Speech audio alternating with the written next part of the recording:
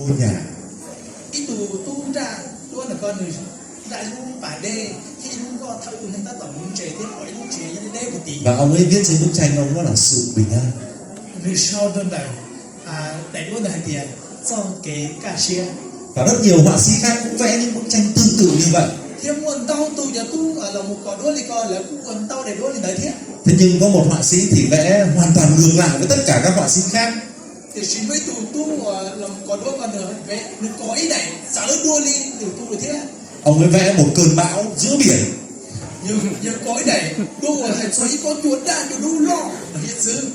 Quý vị đã gặp bão biển bao giờ chưa? Nên một tàu trâu chi chúng ta phải đu hiện sự rồi đi. Có thể chúng ta xem trên phim ảnh hoặc YouTube sẽ thấy bão biển kinh khủng như thế nào. Bây giờ bây giờ sầu TV sầu YouTube bên bỏ cho thì có chỗ lo của bên bỏ đừng mua rau của đi nhà. Thì cái bức tranh của người họa sĩ này ông vẽ những ngọn sóng rất là cao. Để đuôi là tụi tôi có đuôi là mà đừng có đuôi là cho chỗ đấy thiết cho đây là mà xuyên cưng cổ lì lo cưng cổ lì. Nhưng bên dưới ngọn sóng đó có một cái hốc đá nhỏ nhỏ. Nó là hậu chỗ đá cho sóng con á. Và bên trong hốc đá đó ông vẽ một con chim nhỏ đang đứng trong hốc đá. Đó là lúc có dễ là mình có ý tụ đua, có ý tụ nông trong này có dễ là. Và những người đi chấm điểm với các bức tranh ấy, họ đã trao cho ông này giải nhất. Để cho tính năng của là một cái hồ chẳng thi là một phanh trong đua này con là chỉ là cho tính năng là giờ tụ danh của riêng y. Mọi người rất là ngạc nhiên tại sao lại cho ông này giải nhất. Ông vẽ một cái bức tranh mà nhìn không thấy bình an gì cả. Lỡ chỗ của tôi có đôi là điều vô đi cha nó như riêng y đừng có để đu chim bỏ khi trong cái ca sĩ họ thôi đi. Ban giám khảo họ giải thích thì tất cả mọi người đều vỗ tay. Chỗ của lò phanh trong cái ca sĩ thì là thế là một khi hay cho này đuôn là cho tôi trong suy thêm của tên. Họ nói rằng sự bình an không có nghĩa là không có chuyện gì xảy ra. Lỡ hai tiền trong cái ca sĩ chỉ đâu xài hai tiền chỉ mua ý đã chỉ chịu sửa lúc này. Sự bình an không phải là một cái mặt hồ phẳng lặng và một ngôi nhà, một người câu cá rất là bình an. Trong cái ca sĩ chỉ đâu khi thì lúc mà đây là nhóm chuyện to thiên năng đúng chế thêm một lúc chế chỉ đâu xài được là. Đó là sự bình an giả tạo. Trong cái ca sĩ của thiên năng chỉ là một đa. Sự bình an thật có nghĩa là giữa cơn bão tố nhưng con chim trong hốc đá vẫn được che chở, và đó là sự bình an thật. Sau cái ca sĩ tranh, giờ sau cái ca sĩ của thầy mua cái chỉ là cho con này ta dùng để tụi nó giải phóng con dây để chẳng khó được sao. Một người tin Chúa xong có gặp hoạn nạn bệnh tật, thiếu thốn, khó khăn không mọi người? Ý của chọn dây, bố một chỗ và tiền chẳng phải sinh cho nó cho xôi giả, mình chỉ tàu xôi giả, còn lúc này là bố một. Nhưng chúng ta có sự bình an vì chúng ta ở trong Chúa Giêsu Christ. Thì chỉ biết một số cái ca sĩ giờ biết thôi là biết một số cái ca sĩ hậu biết từ Chúa Giêsu. Có nhiều người nói tại sao Chúa Giêsu đến ban sự bình an mà thế giới nó vẫn chiến tranh, vẫn hoạn nạn, vẫn dịch lệ, vẫn đói khát. Một tàu tụi tiền cho nên đấy bây giờ sự là không đến đấy nào nhưng là phút sau cái ca sĩ do bị đi cha không có cái cho một cái món cái cái số trả số giả do bị đi cha.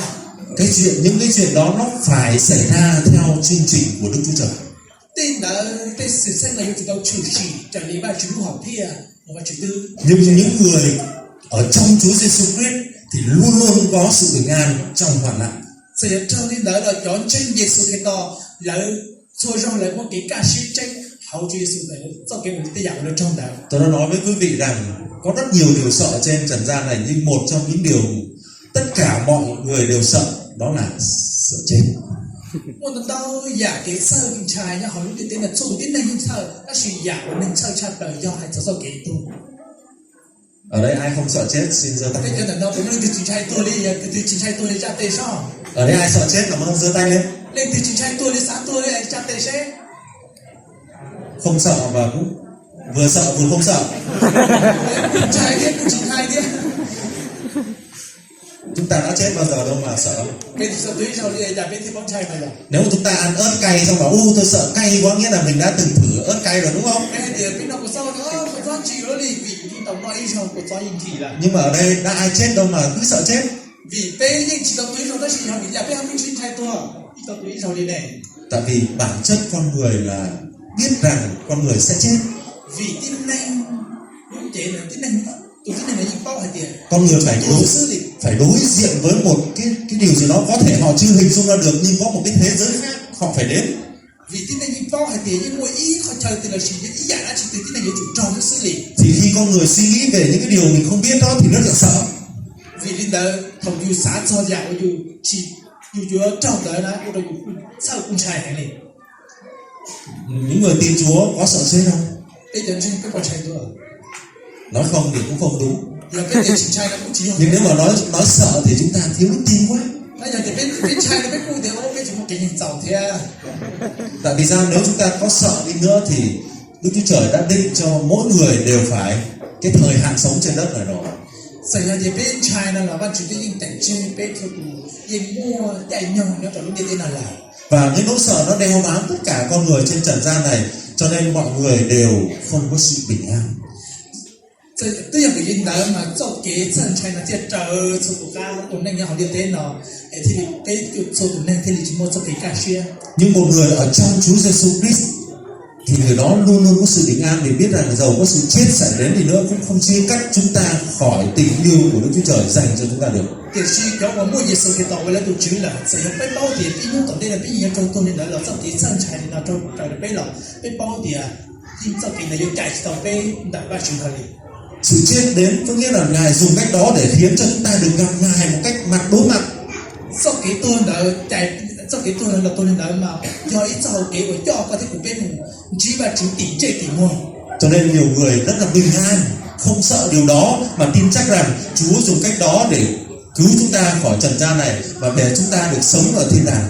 bây giờ vì đến đấy thì một cánh lệnh là chính trái sau cái tôi là cũng dòng xe hay là xảy ra tôi là lên trên cái ý dòng là ít sau cái của cho là chùa và chỉ sư Tin lành của Chúa Giêsu mang đến trần gian này không chỉ nói điều phước hạnh mà Ngài còn cảnh báo những cái hình phạt hay sự báo thù của Đức Chúa Trời dành cho những ai không quay trở lại với Ngài. bây giờ sự là không thể là chỉ sau cái lúc chỉ học hết sau thì ba chỉ không đâu có được một bế sau chỉ ba chỉ sau lúc cũng hết sau thì ba chỉ trong chỉ là cái tin này của chỉ trời ba chỉ sau lúc thế chính tranh Kinh Thánh nói rằng ai tin con thì được sự sống đời đời, ai không chịu tin con thì không được sự sống đâu, nhưng cơn thạnh nộ của Đức Chúa Trời vẫn ở trên người đó. ba chỉ sau lúc tao hai để lên tư tranh ba chỉ lên tu tụi nó tao cho chuyện để theo ý gì thì chỉ cứ chính tranh tụi nó cho ba chỉ xía gì Chúa Giêsu đã mang sự bình an đến trần gian này rồi. và giờ sự cho trong cái cả chiến tranh là nó như thế nào là Vấn đề là chúng ta có ở trong Ngài để nhận cái sự bình an đó không? có thể mình là nó mà giờ cái cuộc cả là họ được chữ để giải cho cái cả chiến đời Nó giống như cái bức tranh đấy, con chim có chịu chui vào cái hốc đá để núp, để không bị bão biển quật ngã hay không? trong đi tụi nông này lúc ta phải hai của tụi nông lòng còn lúc bớt sẽ đến đầu tôi là bớt sẽ thái nề nè Hội thánh của Chúa, mọi sự diễn ra trên thế giới này, dịch lệ, động đất, đói kém, chiến tranh, mọi thứ xảy đến, hội thánh của Chúa không cầu nguyện xin Chúa ngăn nó lại. Tại vì sao? Chương trình của Đức Chúa Trời phải diễn ra, nó phải diễn ra, nhưng con cái Chúa luôn luôn sống với sự bình an vì có sự bảo vệ của Chúa trong hoạn nạn. nhưng trong cái thế này nó mua á canh mua chó trò mua cái trái kiếm thì cái mua cái nghe sôi giả đó chỉ ba chữ bận rộn chỉ thọ của ba chữ nó là trẻ một đó chỉ kia đến đời một trời lý ba chữ lúc học hiệu ba chữ tính chê là Chúng ta đọc trong sách Ê-xô-tô ký, chúng ta thấy dân Israel ở trong xứ Gô-sen, xứ Ai Cập, mọi hoạn nạn Đức Chúa Trời giáng xuống trong xứ Ai Cập, nhưng cái vùng đất của dân Israel ở không bị gì cả. cái này ba chữ sao được nhất là con đã khiến đi hai cho ba chữ hai này cái đầu tiên chờ ý gì sẽ là nhất đầu tiên theo ba chữ trong gì hay nữa đó chỉ lần này ba chữ chọn mình nhỏ đi chỉ trong sự đã chỉ là lì Sự bình an cho nhân loại có nghĩa là tất cả những ai ở trong Chúa Giêsu, dầu có hoạn nạn, đói nghén, chiến tranh, dịch lệ diễn ra bên ngoài, thì những người trong Chúa Giêsu luôn luôn được bảo vệ từ trong linh hồn đến thân thể. sau cái ca sĩ họ tổ chức nhưng sau cái ca sĩ của thầy bên trên đến người dân trên cái sau cái chân đó là bên số cái trong và chữ tí thái là họ ba chữ Cái sự bình an này chúng ta không thể dùng tiền để mua được, nhưng chúng ta có thể tiếp nhận được. sau cái ca sĩ này nó bây giờ số nhiều yếu chỉ tao但是bây giờ giải yếu sau cái ca sĩ này Tại vì sao chúng ta có thể dùng tiền để mua được một cô vợ, nhưng không có nghĩa là mua được cái tình yêu của cô ấy, đúng không? bây giờ số nhiều yếu đấy thì con nè nó với con nè但是chỉ tao giải thì số nhiều yếu tao thì con nè giải được luôn Chúng ta có thể dùng tiền để mua được cái xe máy, nhưng không thể mua được sự an toàn khi đi trên đường. bây giờ nhiều yếu tao lúc trên买了都被债但是bây giờ chỉ tao做cái của ca sĩ thì cái bảo hiểm bây thọ bây trả lúc trên này Chúng ta có thể dùng tiền mua được một cái giường, nhưng không thể mua được một giấc ngủ ngon. muốn bé chỉ tao nhiên xem người lúc ra là tao bé bự đã chỉ bé chỉ tao cho cái đang lúc bự cả chân rồi đâu. Thì sự bình an cũng vậy, chúng ta không thể mua được sự bình an, nhưng chúng ta có thể tiếp nhận được sự bình an từ Chúa bằng đức tin của mình. Bé chỉ tao nhiên là một yếu cho cái cá xe, ta chỉ bé yếu dài trong cái cá xe, và chỉ là bé của bé một cái cá xe tranh. Ai trong chúng ta đang sợ hãi bất an bất cứ điều gì trên cuộc đời của mình, hãy đến với Chúa Giêsu và tiếp nhận sự bình an của Chúa. Bây giờ là lên từ một cái sơ sinh cái sơ kiến trai thì là giải yếu từ chữ em và chữ cũng cho cái cá xe tranh cho họ nữa. Chúa Giêsu đến ban sự bình an cho những người ở trong Ngài. Và chữ cái lời và chữ là cũng cho cái cá xe cho cái tin làm chua nữa. Chúng ta đến với Ngài không mất một đồng tiền nào cả, chỉ là cần đức tin của chúng ta đặt nơi Ngài mà thôi. Bây là kêu tụi chữ bây chỉ bố ít sinh nhiên từ họ đi, nó chỉ họ biết bố là chỉ cho cái tranh cho họ tụi chữ. Chúa Giêsu không phân biệt là người này xấu hay người này đẹp. Và chữ chỉ phải người từ nó ra từ rồng từ này từ rồng cao rồng rồng từ này từ chỉ rồng. Không thể nào Chúa nói rằng là người thấp quá đi nào chỗ khác không có sự bình an đâu. Và chữ chỉ thì ô có khi hành giải được khó cái chứ mà cái cá xe, và chữ chỉ hành lên Thôi đứa nào cao cao vào đây nhận sự bình an. Và chữ chỉ hành đâu thì ô cái chữ xe thì là nó có đầu giải cái cá xe. Không có chuyện đó với Chúa. Và chữ chỉ đi lại ít rồi đi. Chúa bảo mấy đứa này người Mông chắc không có sự bình an đâu, kinh vào đây. Và chữ chỉ hành thì ô giờ này là Mông xin này chúng cái cá xe đây. Ngài không phân biệt các dân tộc, tại vì Ngài tạo nên các dân tộc mà, đúng không? Và chữ chỉ chạy hành này thường là vì và chữ được chỉ số hành này. Người không phân biệt người giàu nghèo, người không phân biệt người đó giỏi hay là không giỏi. Và chữ chỉ sai hay tiền có giờ từ mua từ sản nhẹ, và chữ chỉ sai hay tiền có giờ từ đồ luôn là từ sản nhẹ. Đến người đó đến với Chúa Giêsu và nói rằng Chúa ơi, con cần sự bình an từ nơi Ngài. Ta chỉ và chữ thành chủ của tin năng tự là chủ từ chữ thế hay tiền, và chữ của thành chủ cho cái cá xiên tại con. Chúa Giêsu đã nói rằng ta đi, ta để cho ngươi sự bình an, ta cho các ngươi sự bình an, ta ban cho các ngươi sự bình an, và sự bình an của ta cho không phải như thế gian cho đâu. Các ngươi đừng có sợ hãi. Và chữ tiền quý từ phút cho cái cá xiên, thế sao cái cá xiên của mua đồ này, sao cái cá xiên của mua đồ này, sai đi này người tên mua đồ này. Lý do Chúa Giêsu nói câu đó vì Chúa nói rằng ta đã thắng thế gian rồi. Sau kế của họ Giêsu hay là Giêsu khen nó có được một bên thì cũng tin có danh đứng địa tên nó là. Cho nên bất cứ ai ở trong Chúa Giêsu sẽ có cái sự bình an thật đó. Bây giờ mình liên tới số tuổi nhỏ cho họ tụi chữ, số tuổi một cái cá xiên. Câu cuối cùng của cái bài ca của các thiên sứ đó là ân trạch trong lời người. Hay sao? Và Ân điển. Chẳng người dân câu thì chỉ là hư rồi mà hãy sao cho cái cá xiên của cho công họ và chỉ một cú trò này địa tên. Sự Giáng sinh của Chúa Giêsu làm sáng danh của Đức Chúa Trời cả thiên đàng vui mừng và chuẩn bị cho việc này. Sự Giáng sinh của Chúa Giêsu cũng mang đến sự bình an cho những người ở trong Ngài, và sự Giáng sinh của Chúa Giêsu cũng mang ân điển đến cho tất cả chúng ta. Sau kế ở Giêsu là dùng cái tên nào ở đó và chỉ thành tỏ cũng mạnh. Thế và Giêsu là dùng cái tên nào ở đó tiến hành cái tên tỏ giải cái cá xiên đâu. Sau kế ở Giêsu là dùng cái tên nào ở đó xua tụi tỏ giải công họ. Ân điển là tình yêu của Đức Chúa Trời đối xử với chúng ta một cách công bằng, không phân biệt chúng ta là ai, không đòi hỏi chúng ta là gì, mà Ngài yêu chỉ vì Ngài yêu chúng ta mà thôi. Sau công họ và chúng nó cũng đầu bên đó, giờ là và chúng sau kế lúc chỉ nói tổng cái từ chỉ nói vì và chúng lúc bên và chúng chỉ một bút đầu bên xưa. Và Kinh Thánh nói rằng ấy là nhờ ân điển bởi đức tin mà anh em được cứu, điều đó không phải đến từ anh em đâu, bèn là sự ban cho của Đức Chúa Trời. Và chúng ta lùi hai tiền, họ nên chinh là họ nên đỉnh là chiến nếu họ lùi rong đã chỉ cho và chỉ một bút đỡ trong nề xưa. Đức Chúa Trời đã thể hiện tình yêu của Ngài, ân điển của Ngài qua sự Giáng sinh của Chúa Giêsu. Và Chúa khi là do cái lúc do công hồn và Chúa bút này là lọt thau là khó và dễ sử dụng. Sáng này tôi xem trên Facebook có một cái hình ảnh của một anh em người Mông là trưởng nhóm ở Thanh Hóa. Ta kỳ xem gió là cô sẽ chỉ sao sử dụng Facebook hãy xây tụi thấy cho nó là Thanh Hóa. Cái cảnh mà anh đó chụp cái hình đứa con gái của mình đã chết rồi nằm trên một cái tấm vải. Giờ cô bỏ này đứa hay sao tụi thấy cho là được thấy này đứa sao được tụi mình xài và tôi là mua tụi rả cho sổ để xe là. Sau đó tôi kéo cái trang của anh lên thì ngày hôm qua, cái đêm tối hôm qua anh ấy có quay cái hình ảnh mà đứa bé nó sắp chết. Thế thì chúng đã trong rả rong do là tụi thay cho là người thế thấy cái đứa nam mò là thầu tụi xài là tác tỏ hơn của cái tuần con này. Đó là đứa bé gái cỡ khoảng 2 tuổi, tôi đoán như vậy. Khi tụi xài tôi liên xá cái tụi xài là giống một cái là lý ó chồng tao như vậy. Và khi tôi thấy là nó nằm trong tay của mẹ nó mà nó giống như ngất ngoái, nghĩa là nó thở và người nó rất là mệt. Thằng của bọn nhất là lên nhẹ xài lên ba người ta tỏ hơn người trong mình người ta xa hàng đi. Khi tôi nhìn cái hình ảnh nó rất là cảm động. Thằng sẽ này đối với thằng tu sĩ sao này. Thứ nhất là có nhiều cách nhìn trong cái hình ảnh đó, nhưng mà tôi nhìn thấy là thứ nhất Muốn tao nhà, con chưa bỏ này đối với muốn tao tu lên chưa bỏ giáo lên. đó là sự bất lực của con người trước sự chết. Tất nhiên cũng có ít khỏi nói thì cái này là cái sự giá trị của mình là cho kỳ tổ.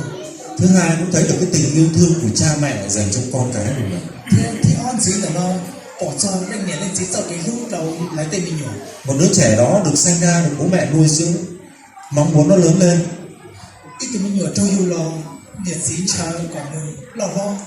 Nhưng có thể nó mắc một căn bệnh nào đó không thể chữa được và cháu đó phải kết thúc cuộc sống trên đất này. Tất nhiên rồi vì nó mỗi từ mỗi đi chàng đó khó chỉ tao đúng là cái chủ sầu lên là. Và khi tôi nhìn lại cái hình ảnh cháu nó qua đời rồi, nó nằm như một đứa trẻ đang ngủ thôi. Thằng bố bỏ tôi miệng tới tôi lại nó tươi cho nên lắm người tôi giả nên được tôi chung nhau sớm. Và tôi đặt cái tình cảm của mình vào cái người mẹ, người bố đang bế đứa con nó đang thở thoi thóp nó chưa chết hẳn. Một cho cái lúc cho cái sao cho nó lên nẻ thế lên gì thằng cô thì mình ta tập hơi vui cho tôi là Cái ánh mắt của nó đờ đẫn và cái miệng của nó mở ra, nó thở rất là khó khăn. chạy lò thế thì lúc hắn nhau chùa Có thể lúc đó nó rất là đau đớn nhưng nó không biết nói, có thể vậy không nói được. cũng chừng thì nó người lại thì ta chỉ người hại tao luôn chứ chỉ có hại gì Và tôi tưởng tượng nếu đó là con của mình thì sao? thế thì xa thì do thì mình nó do của tụi đi có lý cha để xong đi cha. Nếu đứa con đó là mình đang bế nó mà nó là con của mình thì mình đau đớn đến mức nào khi mà thấy được rằng nó sắp lìa đời. Do thì tụi mình nó do tụi ấy ta tập con người anh đừng món nó hơi bố lên đó ta tập tụi ấy con điểm gì món share bỏ lý cha. Đó là tình cảm giữa con người với nhau đúng không chúng ta? Đấy giờ cho kế nó để tin này thiết Giữa cha mẹ với con cái thôi. để nẻ thiết gì thế mình nhổ. Tôi tin chắc là người cha mẹ đó sẽ rất là nhớ con, rất thương con sau này. Cũng chẳng hạn thì tụi nẻ thiết gì là do thế là lúc tụi mình nó chắc rồi đi cho nhà đặt tên gì thế. Tôi tình cờ thấy được cái hình ảnh đó và cũng liên tưởng đến việc Chúa Giêsu Giáng sinh cũng như vậy. Cô sai bỏ lên là thì cũng đã cá ti sai là người ta chỉ nói ý dạng của lên đây. Thực sự ra chúng ta suy nghĩ sâu xa về câu chuyện Giáng sinh của Chúa Giêsu thì chúng ta thấy rằng cái việc Chúa Giêsu sinh ra như một đứa trẻ rất là ngây thơ, rất là trong trắng đó, có một cái sứ mạng mà Ngài phải gánh lên, đó là Ngài sinh ra để chết. Cái muốn chia một to cha lên là ba Giêsu yêu lòng như thế nào lúc họ hiểu ba chúng ba yêu có ba Giêsu yêu lò gọi lò tuồng. Đức Chúa Cha sẵn sàng cho con Ngài xuống trần gian để chịu chết. Và chúng giàu xe chỉ được lên tu về tu lòng như thế nào gọi lò tua thành mình như thế. Đức Chúa Cha đưa Chúa Giêsu xuống cho Joseph và Mary là hai người cha mẹ phải phần xác để chăm sóc, nhưng chương trình của Chúa trên thiên đàng, kế hoạch của Chúa trên thiên đàng là Giêsu phải được nuôi dưỡng như thế và lớn lên để chịu chết một cách đau đớn. Và nên sĩ kia ba Giêsu vì là không như thế nào là yêu hồn mà anh lia dầu xe thế mà lên cái tụ lo thế còn Giêsu là yêu hồn như thế nào anh lo tua thành mình như thế. Chúa Giêsu từng nói là chẳng có sự yêu thương nào lớn hơn là vì bạn hữu mà phó sự sống của mình. Bây giờ sự hãy để chứng minh cho cái lưu từ lo cha lên phò là giàu chết tua thành là từ không nhiều. Trong Roma Chúa nói rằng Chúa đã không tiếc chính con mình thì Ngài cũng không tiếc cái gì cho chúng ta nữa đâu. Nhất là họ không bắt chước ra lục không đến lòng hay tiền bắt chước chỉ có sĩ ý dạng đã chỉ là li không là bắt chước tu bắt chước phi tàu nên cái tê bắt chước chỉ có sĩ dạng đã chỉ tu được con được Chúa Giêsu là con độc sanh của Đức Chúa Trời, là người con duy nhất của Đức Chúa Trời ban cho nhân loại, và để ban cho nhân loại để cứu chúng ta lại về với vương quốc của Ngài thì người con của Ngài phải chịu chết. Bây giờ sự do bắt chước tin lên tu của sự bắt chước lúc chập là bắt chước cho là như thế nào là yêu như thế nào cỏ tàu là tu. Chúng ta hình dung đấy hình ảnh về việc mà ân điển của Chúa ban cho loài người như thế nào chưa? Cái còn chuyện bỏ và chỉ cho cái lâu ở trong công hồ và chúng mình đến đến lo một đi nhà. Ở đây có ai dám đưa con của mình ra chịu tội thay của người khác không? Bây giờ là nó muốn lên từ cả muốn lên từ mình hiểu cho một tour thay người từ lúc sau. Tôi không tin rằng có một người nào làm được như vậy. Cũng chính là tiền chơi những cái này của tàu điện đại liền. Nhưng Đức Chúa Trời đã làm như vậy. Ta chỉ và chữ của tàu điện đại. Ngài bày tỏ ân điển cho mọi người, cho muôn dân bằng cách đó. Và chữ khe trừ cái dòng tí lưu trong nền điện tế thầu đồng tài. Đó là ban chính sự sống của con Ngài cho chúng ta. Còn đấy do mua kinh nên tu ở lúc chậm là lòng chậm tin lành. Trong kỳ Giáng sinh năm nay chúng ta phải hiểu rõ được tin lành này. Thôi là nó cũng chỉ trong nó bây giờ chủ tao mạnh sao khó Giêsu là dùng đàn. Đó chỉ là một mình Chúa Giêsu có thể làm Đức Chúa Trời tự hào và được vinh hiển mà thôi. Chúa Giêsu tin lành bằng ngầu sư thiệu đó và Chúa in lành giàu sư thiệu đó và Chúa lành tỏ công mạnh. Cho nên bất cứ ai trên trần gian này muốn được Đức Chúa Trời tự hào, được vinh hiển qua đời sống của mình thì người đó phải ở trong Chúa Giêsu. Bây giờ người đi đã số tin này không thể nào dùng có và Chúa lành tàu trên mùa thế tàu công mạnh. Tụi đây chủ là hảo Chúa Giêsu sư. Và chỉ một mình Chúa Giêsu Christ có thể mang được sự bình an thật trong mỗi cuộc đời trên trần gian này mà thôi. Chúa Giêsu tin lành sư thì lại phụ cho cái ca share trở thành kinh tế tàu. Và chỉ một mình Chúa Giêsu Christ là đấng mang ân điển của Đức Chúa Trời dành cho chúng ta mà thôi. Chúa Giêsu tin lành, Chúa Giêsu tin lành của sự thiên cả tàu và Chúa cho con mong trò về tin lành sự đồ. Vậy tin lành là gì? Xong rồi rồng Tin là lành chỉ chính là Chúa Giêsu Christ. xong rồi rồng đã do. Nếu chúng ta không có Chúa Giêsu, cuộc đời chúng ta vô nghĩa. Giờ bé chỉ mua kẻ Chúa Giêsu bé lúc này chỉ mua. Nếu chúng ta không có Chúa Giêsu, chúng ta không có gì cả. Giờ bé chỉ mua Chúa Giêsu bé lúc này chỉ mua. Nếu chúng ta không có Chúa Giêsu, chúng ta sẽ mất cuộc sống đời đời. Giờ bé chỉ mua tụ chứ Giêsu đâu bé tụ chứ bây giờ bóng giật siêu ít gì. Nếu không có Chúa Giêsu, chúng ta sẽ chờ đến hình phạt của Đức Chúa Trời trên đời sống của mình thôi. Giờ bé chỉ mua Chúa Giêsu bây giờ lúc này toàn trong cho lúc Giêsu trâu chỉ là bé sư. Nếu dùng cho Chúa Giêsu, chúng ta sẽ không được tha tội lỗi trước mặt Đức Chúa Trời đâu. Giờ chỉ mua Giêsu bây giờ chỉ trâu giả gì, bây giờ chỉ trâu và Chúa giả gì là đi. Hy vọng rằng chúng ta ở đây, những người nào chưa tiếp nhận Chúa Giêsu cuộc đời mình thì hãy tiếp nhận giống như Mary, đồng ý với Chúa rằng xin hãy sự ấy xảy ra cho tôi, có nghĩa là xin Chúa Giêsu ở vào trong con.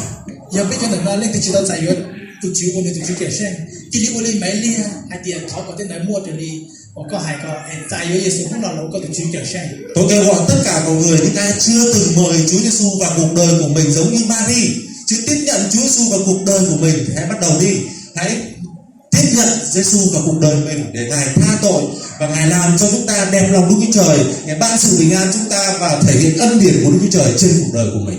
Cú thông qua khu được bây giờ sẽ là số tụ sẽ là tiền số lên tư chỉ là Giêsu lâu mình từ chiếu kẻ sen tháo chơi Giêsu lâu mình từ chiếu kẻ sen thì bút cho cái share cho họ được này. Cầu xin Chúa ban phước cho hội thánh của Chúa và tất cả những người nghe hôm nay. Thằng mà Chúa phòng cũng đã bắt Chúa quân trên thành nào thì đầu cho tin này và lúc nào tổng nào bắt Chúa rồi. Và chúng ta sẽ hiểu về tin lành và sống cho tin lành. Cái thiệt tỏ tao cho thiệt dòng rồi nhiều cả thiệt cái ứng này được trâu dòng rồi. Chúng ta sẽ không còn bất kỳ một đoán phạt nào, án phạt nào trên cuộc đời của mình nữa. Bây giờ chỉ trâu chuyện gì ý giả đã chỉ từ là cái lúc này hợp lý là. Nhưng chúng ta được giải phóng.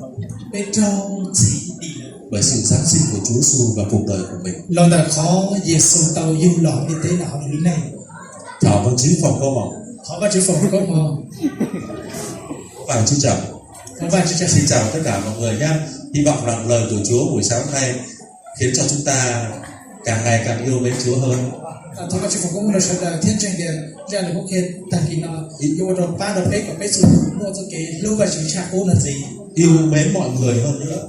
Lưu được lên cái từ cha cô gì thế. Và cùng nói cái tình yêu này hay tin lành này cho những người chưa được cứu. Thế cái sau cái lưu là nó do một trong được lên cái tu chỉ tao tao giải sau cái nhà đi.